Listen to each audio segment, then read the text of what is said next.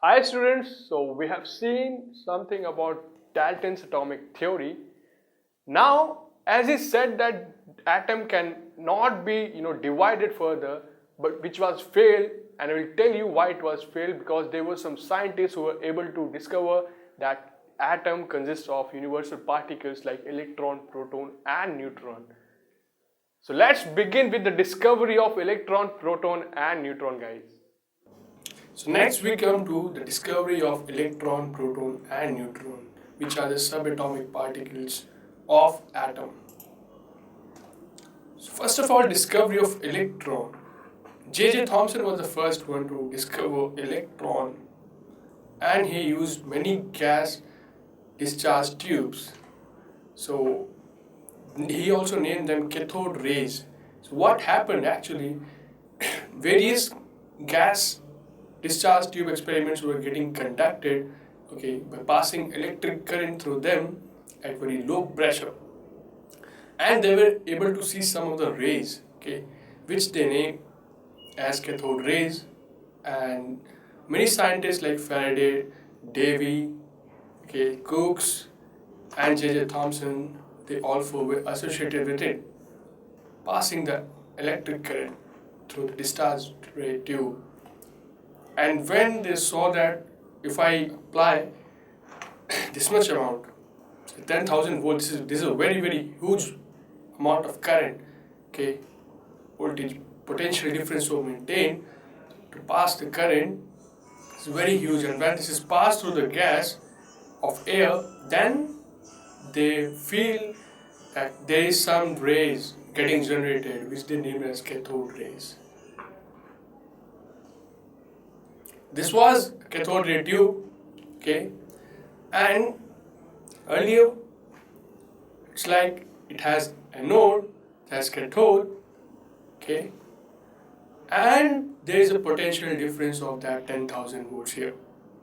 And in this evacuated tube, here when they hit it, they were covered with scintillations. Z and S plate was there, and thus the scintillations which get produced tells us the type of ray. It was named as cathode rays,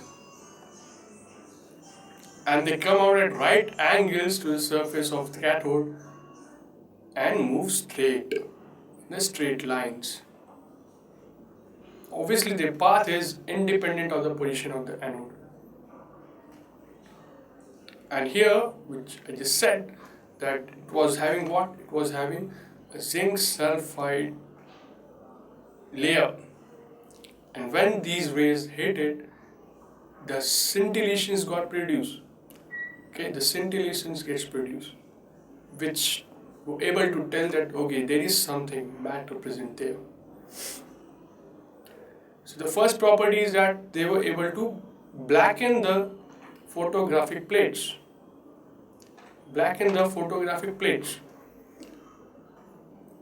Then whenever these rays pass through the sheet of metals, they make holes there. Means if a metal sheet is too thick, then they will follow a shadow. Otherwise, they will pass through the sheet of metals. Also, if you keep a wheel in just before their path, then it can even rotate that wheel. This shows that the cathode ray contains something materialistic is there. Also, they are deflected by the magnetic or electric field, showing that the particles, they are electrically charged actually. And there were no cathode ray produced when the tube was evacuated, means there is nothing here. So gases, they produce some cathode rays because they have some charge to mass ratio, means charge is the basic constituent of atom. This is for sure with this experiment.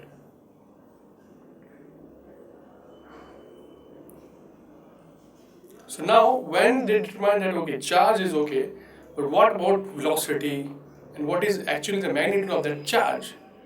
So as I said that J.J. Thomson, he discovered the electron, and for this he used cathode ray experiment, and he was able to determine the velocity of electrons and their charge to mass ratio by applying, perpendicular electrical and magnetic field.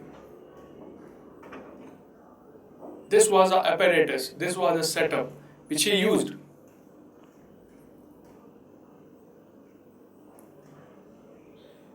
In this apparatus, suppose this is my one electrode.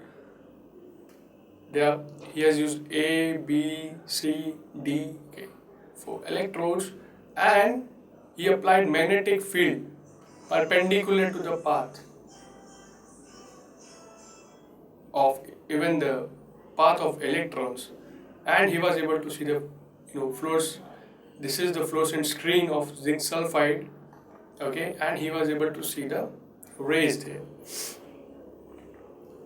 So what was actually the conclusion? The conclusion was that if greater is the magnitude of the charge on the particle, then greater is the interaction. Then this defines what? If I have more interaction, then obviously my deflection will be more. So greater is the deflection as well. Okay. And lighter is the particle, I will have greater the deflection. So if the weight of the particle, if it is very light, okay, then my deflection will be more. Again, you can assume it as a materialistic property, right? The deflection of electrons from the original path, it increases with the increase in the voltage. So if I apply more voltage, then obviously it will increase. The deflection will increase. And the value with this experiment was calculated as the charge to mass ratio of electron is 1.76 into 10 to the power 8 coulomb per gram. And for H plus ions, this is this value. Then when J.J. Thomson was able to determine this charge to mass ratio, but what is the actual charge equal to? So Millikan was a scientist who performed oil drop experiment, and it is very famous experiment. He sprayed the oil drops and passed the voltage through it, okay, and then he observed with this telescopic eyepiece what actually was happening, okay, and he found that the charge on all droplets, that is a multiple of E. That is a multiple of E, and which is what? 1.6 into 10 raised to the power minus 19 coulombs. So from there, he just calculated the mass, and that mass was equal to 9.1 into 10 raised to the power minus 31 kg. So this is a very small value, and electron is, that's why it's subatomic particle. So what is the charge of electron? That is 1.6 into 10 to the power minus 19 coulombs. Coulomb is the unit of charge. Then comes the discovery of second fundamental particle, proton. Okay.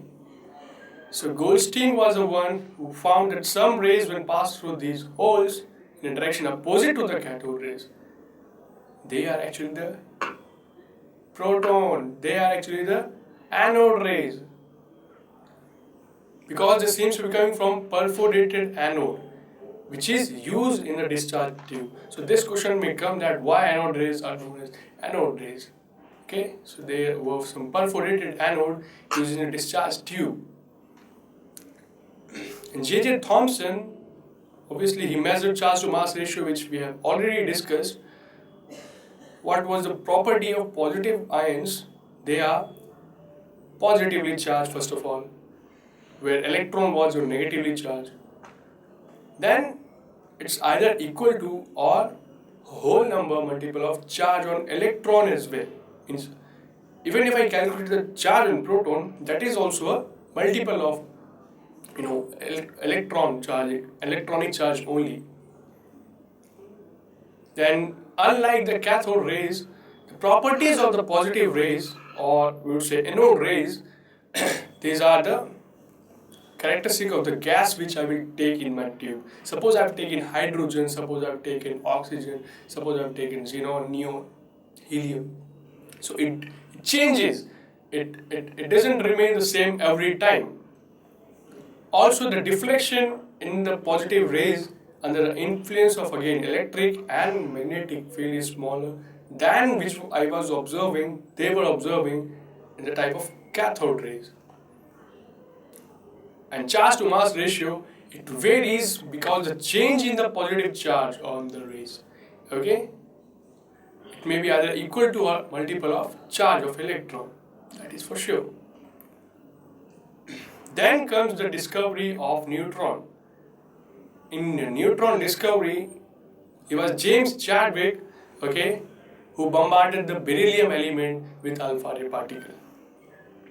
Earlier, what Rutherford did, he did an experiment and found a nucleus, and nucleus he found some protons plus there is neutrons as well.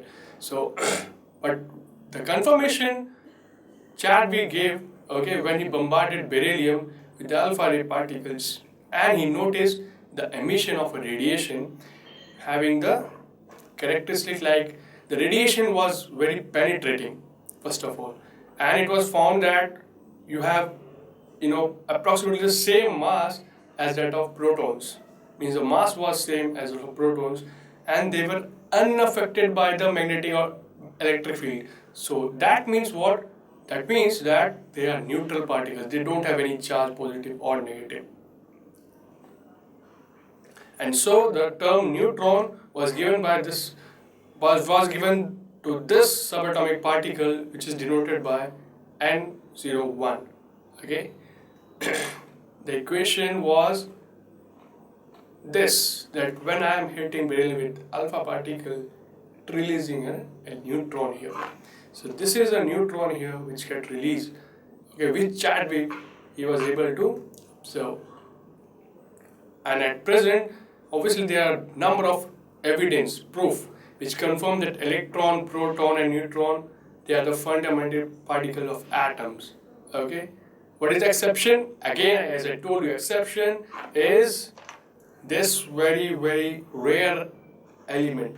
Okay, rare in the sense that it is very unique in itself. Yeah, that you will see in the further chapters as well. Okay, so this is the exception here because it doesn't contain neutron.